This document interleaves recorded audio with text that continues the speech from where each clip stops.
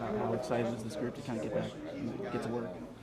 Well, we've been at work Saturday and Sunday without pads, but when you put the pads on, you really find out, who the contact players are. And, this is a contact game, and we told our guys ahead of time that this really starts defining who we are, and I thought it was a good day.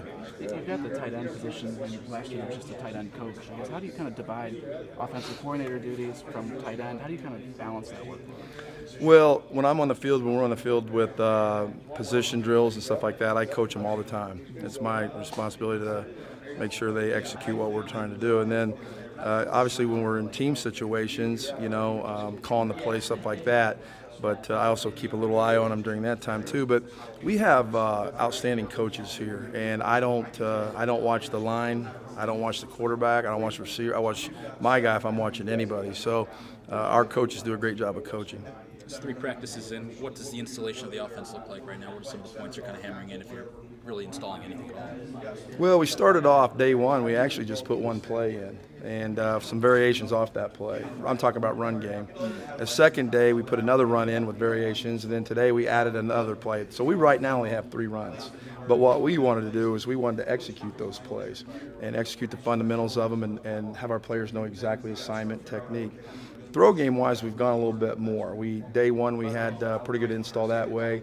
Day 2 again we added more, and then today we didn't. We added one concept. That was it because again we had to refine some technique stuff, and so we did that. What we're committed to as coaches is not putting too much football ahead of them. We want to make sure we execute because that's what offensive football is about.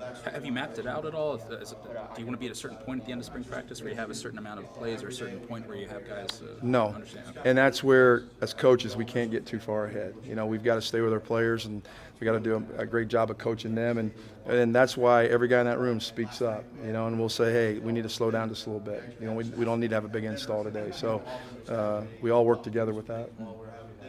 Does having a break in spring practice help, digest all the new information that's coming in? With the players, or? Yeah, with the players. You know what? I don't know because I really have never been involved in a spring practice where you had that break. But as coaches, we've set up the 4 installs, and we're going to install just a little bit on Thursday, and that's it. But then we come back, we're going to start bringing the install even more so. So I don't know. I would be very disappointed if they dropped off when they came back knowledge-wise.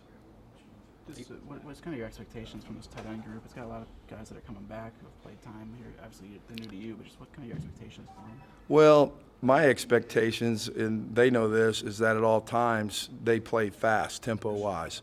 And they've got to do a great job of finding work when they don't have the ball. And then they've got to, when they're blocking, they've got to be great blockers. It's a different skill set for tight ends. I mean, you got to be guys that can run and catch, and then you got to have guys that can get in the line of scrimmage and run block. So I'm not trying to define who they are right now because that's their job. They got to show us what they can do. And I do like right now, I told them this yesterday, I like their attitude, and I just know we got to continue to get better at things and continue to get improvement. Again, today was day 1 of pads, which I thought we did some really good things, but there are other things we got to get better at. That's coaching, so it's part of the fun.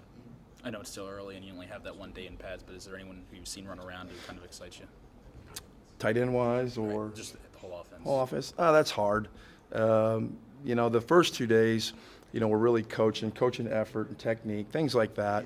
And today, when you put the pads on, that's when you start defining the players and how they play, how physical they play, and how they play with mental toughness, physical toughness, those kind of things. So we're just really kind of getting started with that. So it's kind of hard to, start pointing guys out yet. Mm-hmm. You've had some time to see what kind of tools you have to work with on the offense. You got Simi back, size of receiver. What do you really like about what you have to do? Well, we told him yesterday, after Sunday's practice, we said this, that we have talent, but talent alone doesn't win. I mean, we've got to really define our tempo, and we're pushing as fast as we can go, and we're not playing at that speed that we want to yet. We took a step towards that today, so I liked where we were today. But again, we go out there on Thursday. That's got to be better. So again, we're just in that defining part of it right now.